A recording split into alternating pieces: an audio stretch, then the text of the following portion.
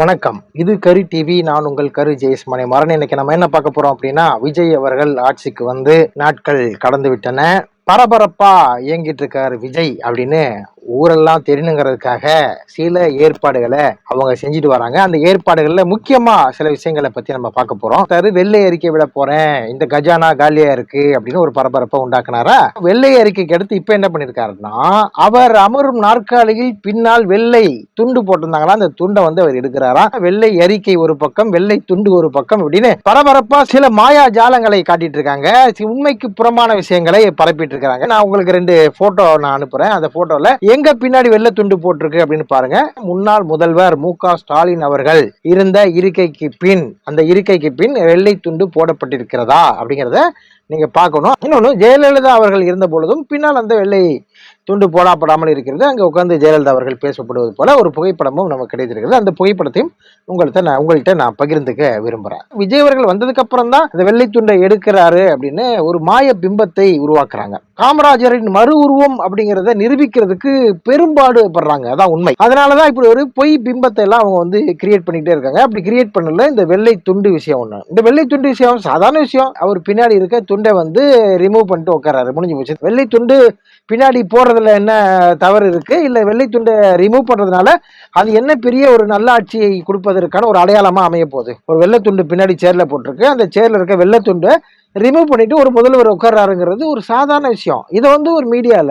வெள்ளை துண்டை நீக்கினார் விஜய் அப்படின்னு சில சேனல்கள் மதியம் பயங்கரமான பூஸ்டப்பை கொடுத்திருந்தாங்க. விஜய் அவர்கள் தான் அப்படி பண்ணிருப்பாரான்னு பார்த்தா, முன்னாள் முதல்வர் மு.க. ஸ்டாலின் அவர்களும் அது மாதிரி வெள்ளை துண்டு இல்லாமல் வெறும் நாற்காலியில் உட்கார்ந்து இருக்கிறார். அதே மாதிரி முன்னாள் முதல்வர் ஜெயலலிதா அவர்களும் இப்படி உட்கார்ந்துருக்காரு. அவர்கள்லாம் இதை வந்து ப்ரொமோட் பண்ணல, விஜய் அவர்கள் ப்ரொமோட் பண்றாரு அப்படிங்கறத நான் சொல்ல வரேன். இதுல என்னன்னு பாத்தீங்கன்னா, விஜய் அவர்கள் வீட்டுல இருந்து வரும்பொழுதே சாப்பாடு எடுத்துட்டு வந்துட்டு இங்க உட்காந்து சாப்பிட்றாரு. காலையில இருந்து மதியம் ஈவினிங் வரைக்கும் வந்து அவர் பணியாற்றுறாரு. எங்க வீட்டுக்கு போயிட்டு வந்தா டைம் ஆயிருமோங்கிறக்காக இங்கேயே உட்காந்து சாப்பிட்டுட்டு இங்கேயே குடும்பம் நடத்துற மாதிரி உட்காந்துறாரு. காலையில இருந்து சாயங்காலம் வரைக்கும் உட்காந்துறாரு. இவ்வளவு பொறுப்புணர்வா ஒரு முதல்வர் இருக்கிறதுக்கு வந்து நம்ம வந்து கொடுத்து வச்சிருக்கணும் அப்படின்னு ஒரு பொய் பிம்பத்தை அடுத்து கட்டமைக்கிறாங்க. அதை வந்து திட்டமிட்டு மீடியா மூலமா பரப்புறாங்க. முன்னாள் முதல்வர் மு.க. ஸ்டாலின் அவருக்கு வீடு வந்து பக்கம்தான், ஆழ்வார்பேட்டை தான். தலைமைச் செயலகத்திலிருந்து ஆழ்வார்பேட்டை மிக அருகில் தான். இங்க இருந்து சாப்பாடு கொண்டு வந்து சாப்பிட வேண்டிய அவசியம் இல்லை. அங்க இருந்து ஒரு லஞ்ச் டைமுக்கு வீட்டுக்கு வந்து சாப்பிட்டுட்டு திரும்பி வந்து கோட்டைக்கு போவார். கோட்டைக்கு போய் அவருடைய பணிகளை தொடங்குவார். முன்னாள் முதல்வர் ஜெயலலிதா அவர்களும் அதே தான். அவரும் வந்து போயஸ் கார்டன் தான். போயஸ் கார்டனுக்கும் தலைமைச் செயலகத்துக்கு பார்த்தீங்கன்னா அதே தான். ஒரு 3-4 கிலோமீட்டர் டிஃப்ரெண்ட் தான் இருக்கும். அதனால வந்து அவர்கள் வீட்டில் வந்து உணவருந்திட்டு திரும்பி வந்து கோட்டைக்கு போய் அந்த பணிகளை வந்து மேற்கொள்வார். அதே மாதிரி முன்னாள் முதல்வர் கலைஞர் அவர்களும் பார்த்தீங்கன்னா அவரும் அப்படிதான். அவருக்கும் வீடு எங்க? கோபாலபுரத்திலிருந்தும் அதே தான். தலைமைச் செயலகத்துக்கு போறதுக்கு ஒரு 4-5 கிலோமீட்டர் தான் இருக்கும். அதனால அவரும் வந்து தன்னுடைய வீட்டுக்கு வந்து உணவருந்தி விட்டு திரும்பி கோட்டைக்கு போய் தன்னுடைய பணியை ஆற்றுவார். இது வந்து ஒரு சாதாரண ஒரு நிகழ்வு. அதாவது விஜய் அவர்கள் வீடு எங்க இருக்கு? பனையூர்ல இருக்கு. பனையூருக்கும் தலைமைச் செயலகத்துக்கும் கிட்டத்தட்ட 17 கிலோமீட்டர் இருக்கு. அதனால அவர் வீட்டுக்கு போய் சாப்பிட்டு வரணுங்கிறது நடக்காத விஷயம். சட்டமன்ற வளாகத்து உள்ள எம்எல்ஏக்களுக்குன்னு ஒரு கேண்டீன் இருக்கு. அந்த கேண்டீன்ல போய் சாப்பிடலாம். அங்க தரமான உணவு தான் பரிமாறப்படுது. அந்த கேண்டீன்ல போய் சாப்பிட்டுட்டு வந்து வேலை செய்தவர்களும் இருக்கிறாங்க. முதல்வர் பதவியை தாண்டி பாத்தீங்கன்னா அவர் வந்து ஒரு ஹையஸ்ட் ஒரு பெரிய ஹீரோவா இருந்தவர்.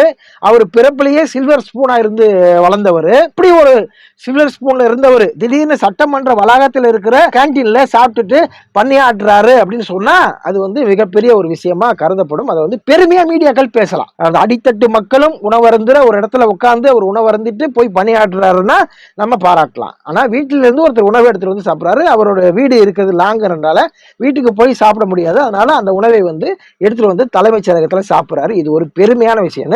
மீடியாக்களும் அவரை சார்ந்தவர்களும் இதை வந்து பெருசா பரப்பிட்டு இருக்கிறாங்க. இது ஒண்ணா. பனையூர்ல இருந்து தலைமைச் செயலகத்துக்கு வரும் பொழுது ரோடு வந்து பரபரப்பா இருக்குமா, அவர் வந்து டிராபிக் ஆயிடுமா, இது டிராபிக் ஆகக்கூடாது அப்படிங்கிறதுக்காக பிரத்யேகமா இவருக்கு ஒரு வழி அமைச்சிருக்காங்களா. பயணிகள் வந்து தாராளமா அவர் பாட்டு போயிட்டு இருக்கலாம். இவர் வரும்பொழுது அந்த பிரத்யேக வழியில இவர் வந்துட்டு போவாராம். இவர் வர்றதுனால என்ன இடைஞ்சல் இருக்க போகுது? அதே டிராபிக், அதே ரன்னிங் தான் போயிட்டே இருக்க போகுது. இவருக்கு பின்னாடி ஒரு 10 கான்வாய்களே வரும். மக்களா பயணிக்கட்டுமே, என்ன தவறு இருக்கு? அந்த டிராபிக் இருந்தாலும் டிராபிக், சிக்னல் அதே சிக்னல், ரெட் சிக்னல். ஒரு முதல்வர் வராரு அப்படிங்கிறதுக்காக பிரத்யேகமா ஒரு சிக்னலை வந்து மாத்தாம அதே சிக்னல், மக்கள் போக்குவரத்து இடைஞ்சல் இல்ல, மக்கள் அங்க நிக்கிறாங்க, இவரும் நிக்கிறாரு, நின்னு பயணிக்கிறாரு அப்படின்னா அதை மிகப்பெரிய ஒரு பாராட்டுதலுக்குரிய விஷயமா நாம பேசலாம். இந்த மீடியாக்களும் அதை ப்ரொமோட் பண்ணலாம், தப்பு இல்லை. ஆனா இவருக்கு பிரத்யேகமா ஒரு வழி அமைச்சிட்டு அவர் வர்றதுங்கிறது என்ன?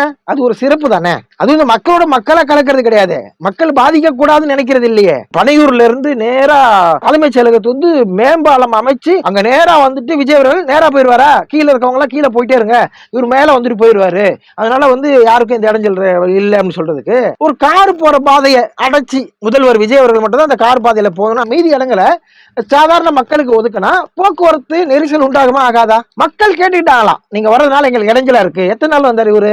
பதவி ஏற்றதுல இருந்து எத்தனை நாள் வந்துட்டாரு? கிட்டத்தட்ட ஒரு 10 நாள் இருக்குமா, ஒரு வாரம் இருக்குமா? இந்த ஒரு வார காலத்துக்குள்ள நீங்க வர்றதுனால எங்களுக்கு வந்து இடைஞ்சலா இருக்குன்னு மக்கள் கோரிக்கை விடுத்திருக்காங்க, அதனால வந்து விஜய் அவர்கள் வந்து பாதையை மாத்துங்கன்னு எந்த மீடியாவும் சொல்லிச்சா? தலைமைச் செயலகத்தை வந்து சாப்பிட்டாரு, அது இது எல்லாத்தையும் போடுறாங்கல்ல விஜய் அவர்களை பத்தி. சின்ன சின்ன விஷயங்களை கூட பெரிதுபடுத்தி போடுறாங்கல்ல. அந்த சோசியல் மீடியா கூட போடலையே, மக்கள் இதை சொன்னாங்க, வேண்டுகோளா விடுத்தாங்க அப்படின்னு எங்கேயாவது இருக்க ஆதாரம் கட்டுங்க பார்க்கலாம். இவங்க எல்லாம் கிரியேட் பண்ணி ஒரு பாதையை ஒரு தனியா அமைச்சதாகவும் மக்கள் எல்லாம் கோரிக்கை வச்சதாகவும் கிரியேட் பண்றாங்க. சேருக்கு பின்னாடி வெள்ளை துணி இருக்கு இல்லையா, அது வந்து இவரா முடிவு பண்ணலையா, ஒரு குழந்தைய சொல்லிச்சான் இது மாதிரி செய்யாதீங்க, அந்த வெள்ளை துண்டை எடுங்கன்னு. அதை கோரிக்கை ஏற்று விஜய் அவர்கள் வந்து செஞ்சாராம். இவர் செய்யாத விஷயத்தை கூட செய்ததா சொல்லி அதை பிரம்மாண்டப்படுத்தி வெளிப்படுத்துறதுக்கு இந்த மீடியாக்கள் அவருக்கு உறுதுணையா இருக்கு. இந்த மீடியா சாதாரண ஒரு நிகழ்வை கூட சுதாகரமா பேசுது. முன்னாள் முதல்வர் மு.க. ஸ்டாலின் அவர்கள் செய்த திட்டங்களை சொன்னார். மகளிர் உரிமை தொகையா இருக்கட்டும், அல்லது கல்லூரி மாணவர் மாணவியருக்கு வழங்கக்கூடிய உதவித்தொகையாக இருக்கட்டும், அவர் செய்த சாதனைகளை அவர் சொல்லும் பொழுது திமுக அரசு விளம்பர மாடல் அரசுன்னு இதே விஜய் அவர்கள் சொன்னாரு.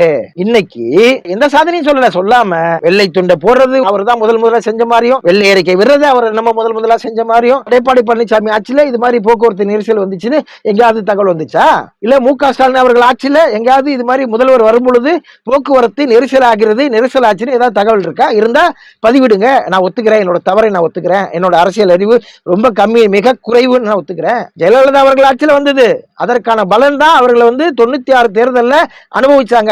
அதன் பிறகு அவரும் அந்த தவறை செய்வதை திருத்திக்கிட்டாரு.